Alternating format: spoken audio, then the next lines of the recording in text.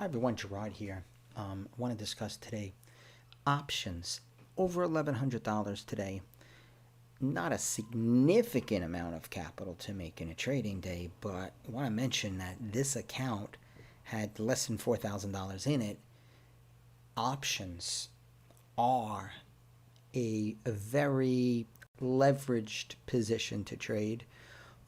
If you trade them properly, yes, you can do well. If you trade them improperly, your investment can go to zero. And yes, I've had that done to me before, out of ignorance, not paying attention, not understanding how options trade. So just wanted to share that with you. Now, I just want to tell you about the option that I traded, because you have to be careful out there when you trade options. Some of them have a very wide spread. And what this basically means is, for example, a particular option on a stock could be 105 by 150, 105. So $1.05 by $1.50. So basically you're paying $1.50, but then if you wanted to turn around and sell it 2 minutes later, you're only going to get $1.05 for it. So a 45% decrease. So who gets that 45%? Well, the firm does, and that's why you got to be really careful. Okay, the market maker, so to speak. So you got to watch the spreads. Now, the reason I like the SPY, it has a very tight spread as opposed to some other options. Now, let's just talk about this. Now, all I did was just bring up a Yahoo Finance page, okay, which a lot of people like to just bring up something simple to, explain what a particular stock is, volume. There's some very good traders that use Yahoo Finance to find out what's trending as far as stocks, volume, things like that. So you don't need any special software for this. So I'm just using this just to explain. This is a SPDR, S&P 500 ETF trust. What that basically means, that this follows the S&P 500 index, and it does it in a trust. Now, if you were going to purchase it, you would have to have a sizable account. Instead of that, you can also buy the options on it. And that allows you to, S&P goes up, you have calls, obviously you're going to capitalize, vice versa. So over here, you can just see some of the different calls. Now, this is May 11th, 2022, and it's just giving you the strike price. So 326, okay, 350, 355. Obviously, they're deep in the money because, for example, 355 would equate to 3,550 in the S&P futures. So I don't want to confuse you too much, but let's just say today. Where are we today? 399.09, let's just say. So if we go here, let's say we're looking for a call, just to, be in and out, we're not holding it or whatever. We would, if we want in the money, obviously we'd go 400 and above. And, out of the money, we would go up here. These would be all out of the money.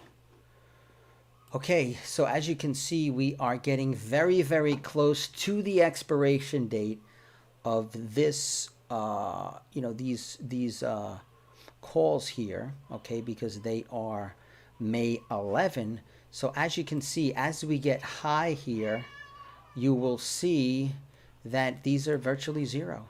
So that's what they say when the option expires worthless. Let's say you're just holding on to it. No. The cat comes in here and starts scratching. All right. Meow, meow. So then, vice versa, let's say you're holding on to a put, okay? And the market has been going down significantly last few weeks, then that would be a sizable increase, just like we have decreased in some of these. So I'm not going to get into the specifics. I just wanted to outline that today we did well. And one way to capture a moving S&P 500 is to go ahead and buy via options, okay?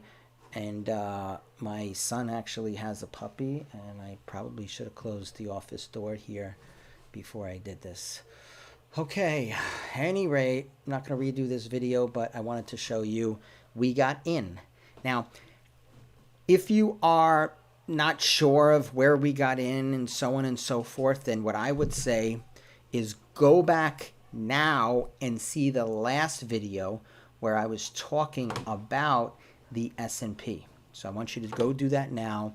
If you haven't, okay, put this on pause and then just check out the video right before this, which was done today, where I'm talking about getting into the S&P 500 futures trade. Okay? Okay, so the exit was 40.27, and so that would be like right about here. Didn't get out to the exact top. Then we came down a little bit, and I waited, and I actually got back in here. It popped, then it dropped. At that point, I said, well, I'm in options. You know, my goal wasn't really to just get in and out of the second one. I do want something to hold here, maybe for like 1 to 3 days. And then I bought some more here, and now, as you can see, it's looking pretty good.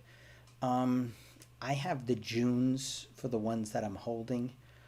The ones that I got out for the $1,100 and change profit was the Mays. I think it was like May 17 or something like that. So, at any rate, just some thoughts here, and as I mentioned, options do have a bit of an advantage because your max loss on the option is what you've invested in the option, where your max loss on, let's say, futures would be significant if it went against you, and then you'd have to send more money in, so it could just, you know, continue. So, at any rate, there's good points, there's bad points, and then in options you do have the decay. But at any rate, I'm going to keep it simple today. I'm not going to go into the details. I just wanted to let you know. Please look at that video right before this, where it, you know, discusses exactly what I was looking at for today. Thanks, and have a wonderful day. And I promise next time to close the door on my office, so there is a better sound quality. Thank you so much for watching. If you learned something, please go ahead and like the video. I'm going to start doing more videos. I know years have gone by, haven't done many videos, so let's have some fun here.